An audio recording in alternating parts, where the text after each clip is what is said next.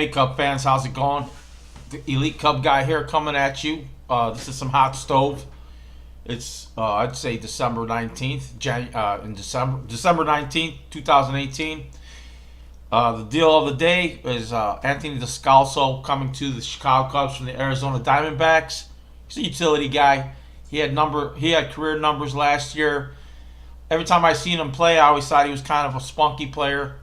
You know, he was one of them guys that he's an unknown variable, and the guy can play every position except, let's say, catcher and pitcher. You know, so he's very, very versatile.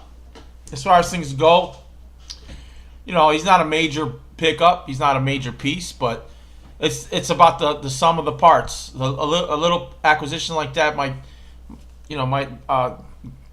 be worth it down the line. The point is that we got rid of La Stella. We're bringing this guy in, and you know, just La Stella's gone. He was a good player, decent player, and Cubs are making changes. They've really shaken up their coaching. Brandon Hyde, he went to Baltimore. He was the bench coach for the Chicago Cubs. Now he's the head guy in Baltimore. He's the head coach there. More hot stove talk. You know, I'm going to tell you right now, the White Sox, they keep touting them as being contenders and forerunners for Bryce Harper.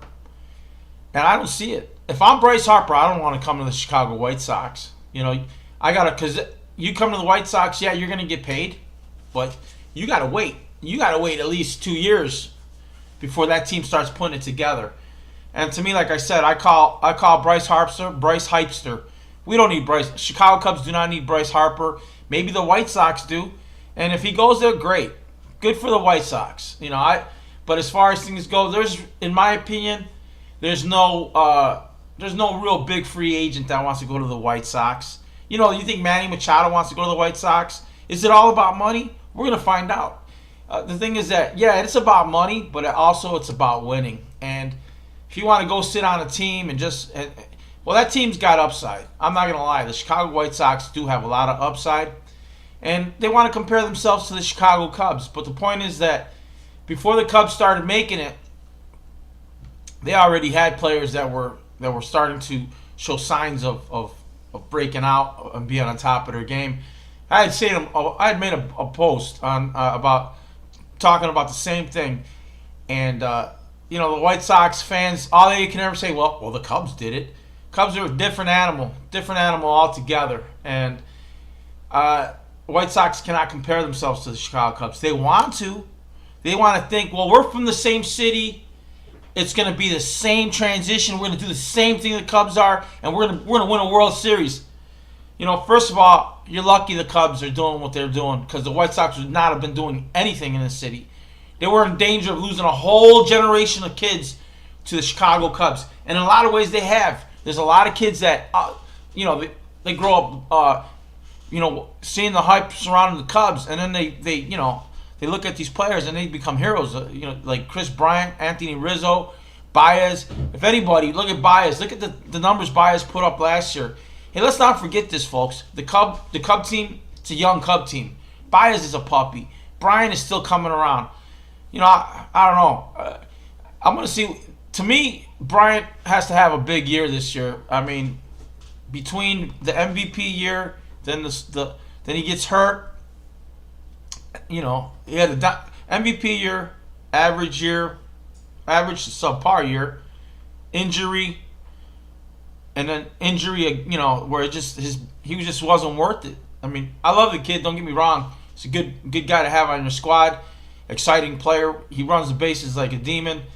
But like I said, there was a lot of performances that were subpar last year, and we ran out of gas going into the playoffs. Not a happy camper.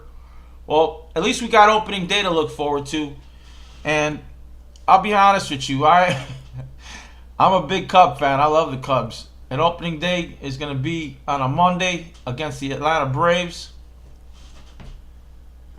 Oh, opening day, baseball, I guess. It'll be in Atlanta on a Monday.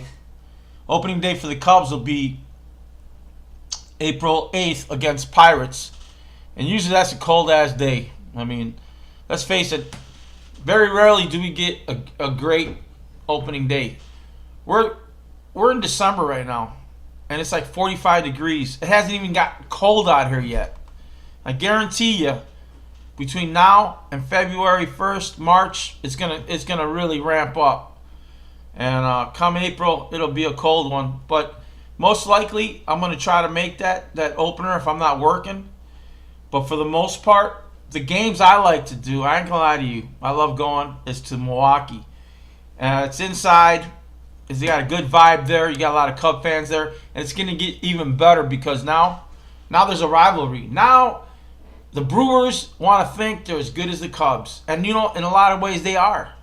And it's gonna be a real dogfight in this division. The Brewers are gonna play against the Cubs at Milwaukee, April 5th, 6th, and 7th. I definitely want to make one of those games or all three of those games. And again, like I said, the Pirates are always a good draw. Right after the Pirates, we got the Angels coming to town. I know that's got to suck for the Angels. Coming from Southern California, coming to Chicago, you got incredible. You got some good players on that team. But I don't know if they're going to be used to playing in the cold in Chicago.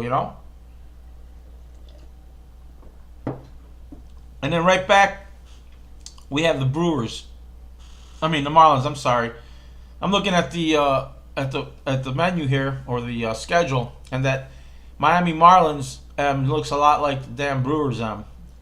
So they'll be in Florida from the 15th, 16th, and 17th.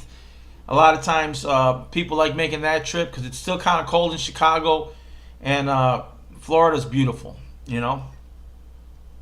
From there, the Cubs travel to Arizona on the 19th, 20th, and 21st. And there's another trip. There's another trip on the west that people like making, and it's beautiful at this time of year. At that time of year in Arizona. So I got a friend out there that lives out there full time. So for me, like I said, my travel plans, I wouldn't mind going to Miami. I wouldn't mind going to Arizona. Then on the 23rd to the 25th, 23rd, 24th, 25th, we got the LA Dodgers. And I've never gone to a LA Dodgers game, and they got a great fan base. And I don't know what that team is going to look like this year. I really don't follow the Dodgers, but I have to tip my cap to them because for 2 years straight, they've gone to the playoffs, to the World Series basically, and lost. That's got to suck. That's got to hurt, And hey, I'm glad that they didn't win the World Series. As long as it's the Cubs. For me, as long as an American League team wins and it ain't like anybody in the National League, I'm okay with it. As long as the only team that can win from the National Leagues, in my opinion, are the Cubs. And then we finish out that month again with Arizona Diamondbacks in Chicago. And the last game of the month, but the first game of the series, will be on April 30th against the Mariners. Well, I'm not going to go into the other months. I'm going to do that month by month schedule, break it down like that. But I might even merge the screen so you guys can see what's going on.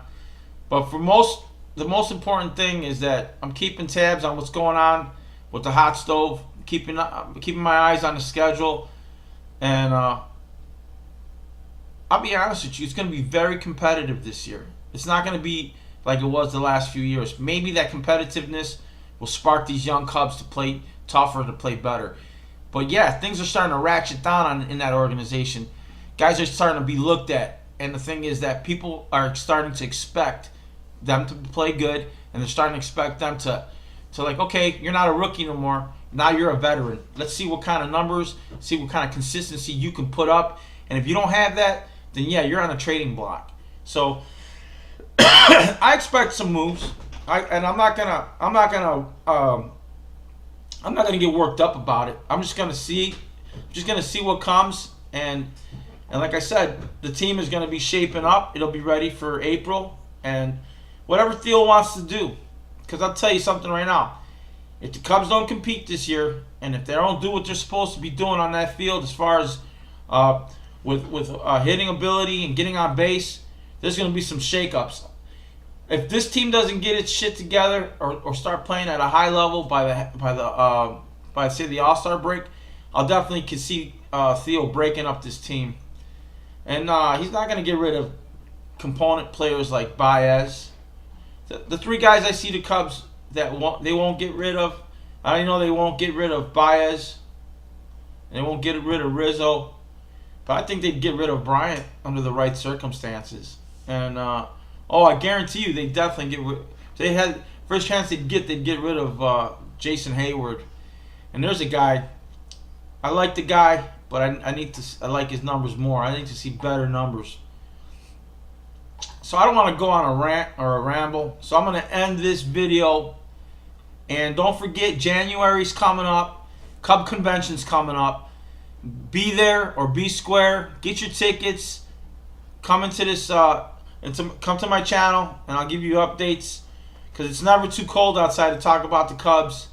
And like I said, hope runs eternal, or hope flows eternal when you're a Cub fan. So, hasta la vista, baby. Bye.